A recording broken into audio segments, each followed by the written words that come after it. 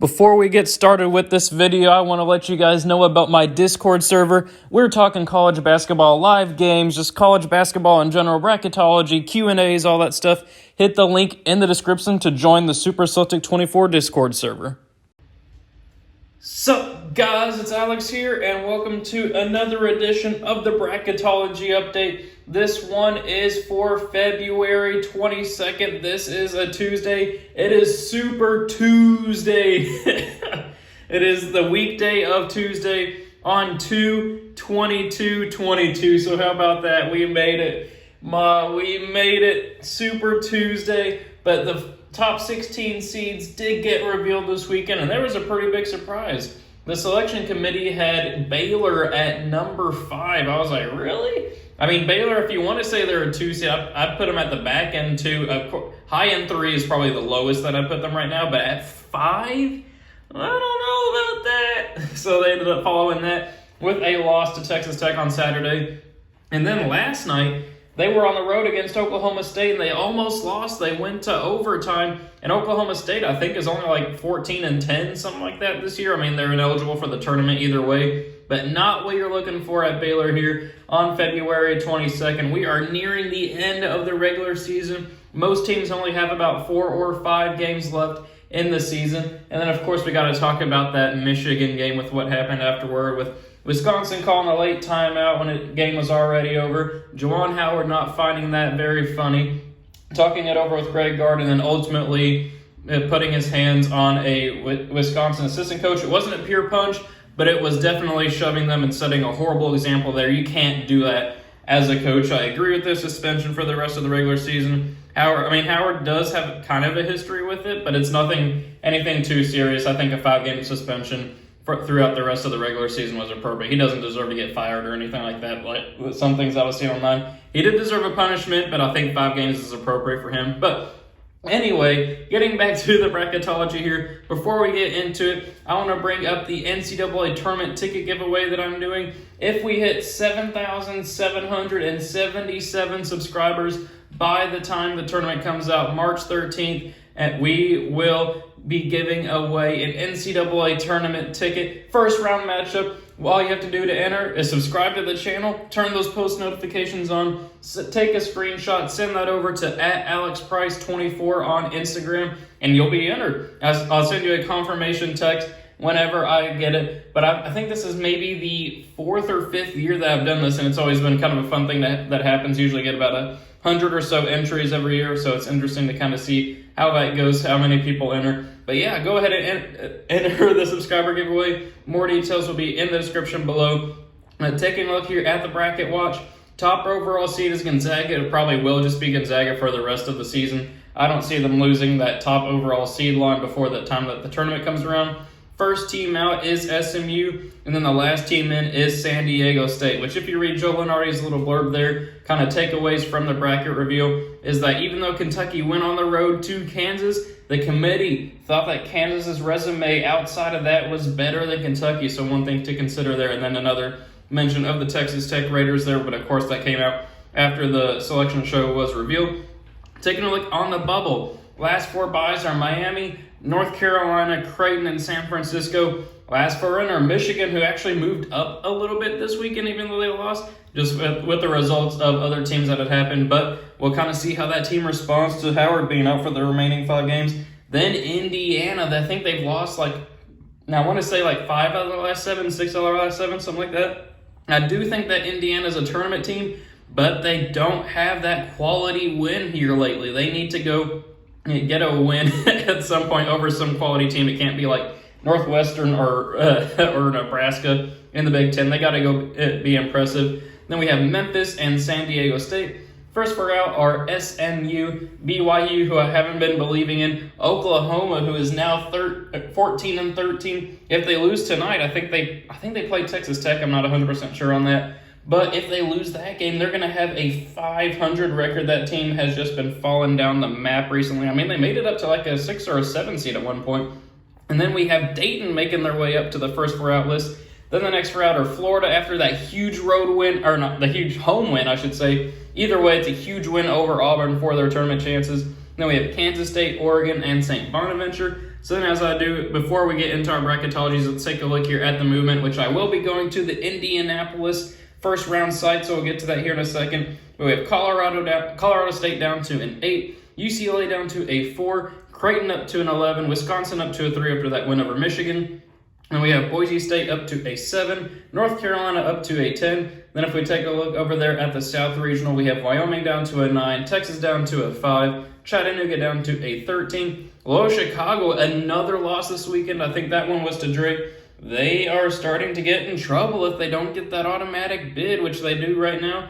It's going to be interesting to see if they'll still hold it by the time the tournament runs around, or if the committee will find that their resume is not good enough for the tournament maybe. Then we have Illinois up to a 3, Baylor up to a 2. Then taking a look at the Midwest Regional, we have St. Mary's down to an 8, Connecticut up to a 5, Indiana down to that playing game, San Diego State new to the field as the playing game, Toledo new to the field as a 13 seed. Then we have Michigan State down to a 6. They are out of the top 25. I think they've lost 5 of their last 6 games or something like that. Then we have Iowa up to a 7 here in the Indianapolis Regional, with Miami down to a 10. Then over there in the East, Iowa State up to an 8 after being on the bubble a couple of bracketologies ago. They're starting to turn that season around. And then we have Iona up to a 12, Duke down to a 3, and Princeton new to the field as a 14. So as you guys know, every bracketology that I do, I go on vertex42.com, download that Excel bracket template, and then I recreate it here, just entering all those teams. And then I give my predictions for the tournament based off of Joe Lunardi's current bracketology. Do it every Tuesday and Friday, and then once March starts out, I'll be doing it every time that Joe Lunardi posts an update. But let's go ahead and get into these picks. Let's not waste any more time. Up first, we're obviously going to have Gonzaga beat the winner of UNC Wilmington and New Orleans. Then I'm going to go with Notre Dame, the 9 seed here, advancing on past the 8 seed Colorado State in an upset. It's a 9/8. I've been seeing that getting debated a lot on my Discord server and in the comments below. In my opinion, even though it's pretty even, if a lower seeded team beats a higher seeded team, that is the definition of an upset. So it's an upset to me. I don't care.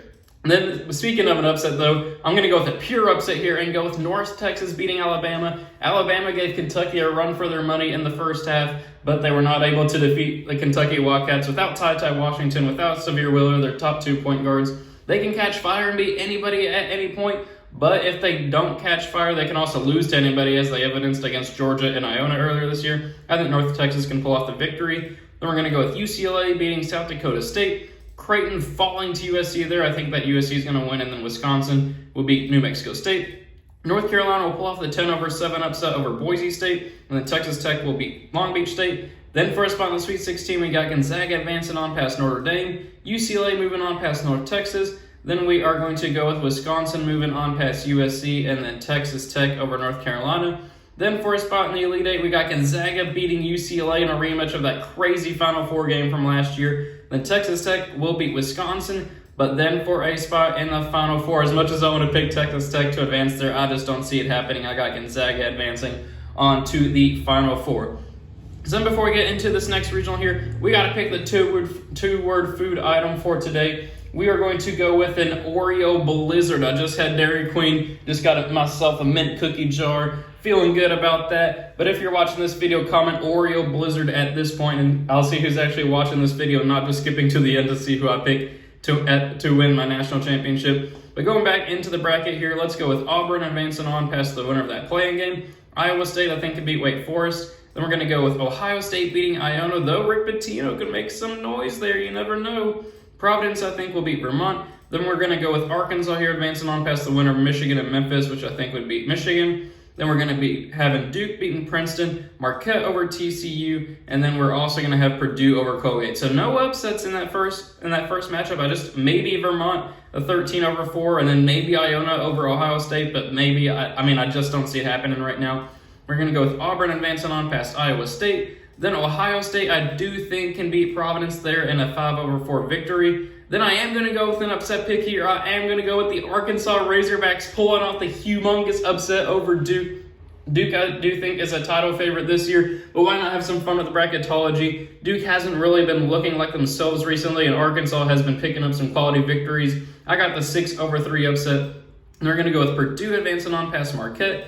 Auburn will advance to the Elite Eight past Ohio State. And then Purdue, I do think, will be able to beat Arkansas and advance here to the Elite Eight. Auburn versus Purdue for a spot in the Final Four. Do I want to go with it? I think I will. I'm going to go with the Auburn Tigers here, advancing on past Purdue.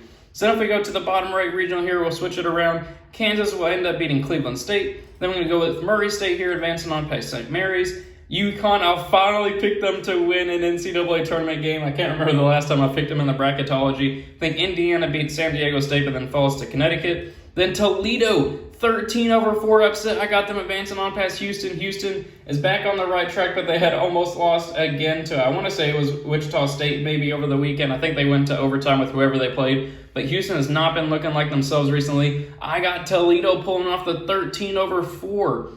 And we're going to go with Michigan State, the 6 seed, advancing on past San Francisco. Villanova beating Wagner, if I can pick Villanova. Iowa will advance on past Miami, Florida. And then Kentucky will beat Jacksonville State. Then we have Kansas beating Murray State for a spot in the Sweet 16. Toledo falling to Connecticut. I do have Connecticut kind of winning by default there. Moving on to the Sweet 16. Then we are going to go with Villanova advancing on past Michigan State. I could see another upset there. And then Kentucky will beat Iowa.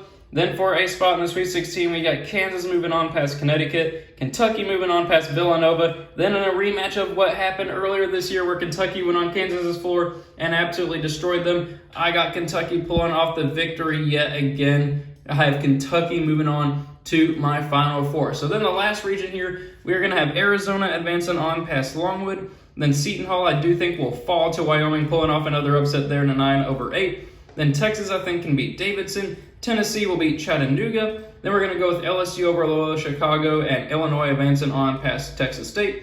Then I think that Rutgers will pull up the 10-7 over Xavier and Baylor will beat Montana State. Then for a spot in the Sweet 16, we got Arizona advancing on past Wyoming. Tennessee, I do think, can beat Texas there, though that'd be a very interesting matchup to see.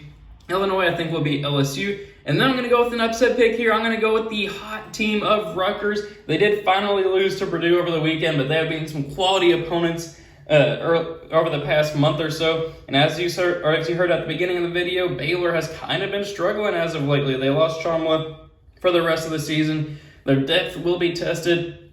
We'll see what happens there, but I got Rutgers pulling off the 10-2 upset, which sets up Arizona versus Tennessee, a rematch of earlier this season here for a spot in the Elite Eight, and I am going to go with Arizona pulling off the victory there. But then Illinois and Rutgers, I am going to go with the Illinois Fighting Illini advancing on past there. And then for a spot in the Final Four, I'm going to do it. I just believe in Illinois more than I do Arizona this year. I'm going to go with the Fighting Illini and Kofi Cockburn advancing on. I know that these two teams played earlier this year. I don't know for sure. I'm pretty sure these two teams played earlier this year, and I may be wrong on that. I think Arizona might have won. Either way, I do think at this point in the season, I think Illinois can get the victory, which sets up Gonzaga versus Auburn for a spot in the national championship. I got 1 seed Gonzaga advancing on there.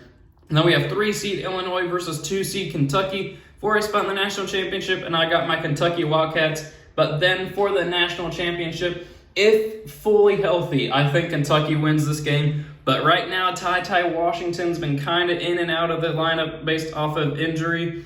And I think that as a result, Gonzaga advances on and wins their first national championship. So, if fully healthy, I think it's Kentucky. But as of right now, can't guarantee health with Kentucky. I got Gonzaga winning it all. So, thank you guys for watching. I really hope you enjoyed it. Let me know what you think of my predictions in the comment section below. Let me know your own predictions as well in the comment section below. Be sure to subscribe. Enter that subscriber ticket giveaway. Enter the Discord server as well. And I will see you all later.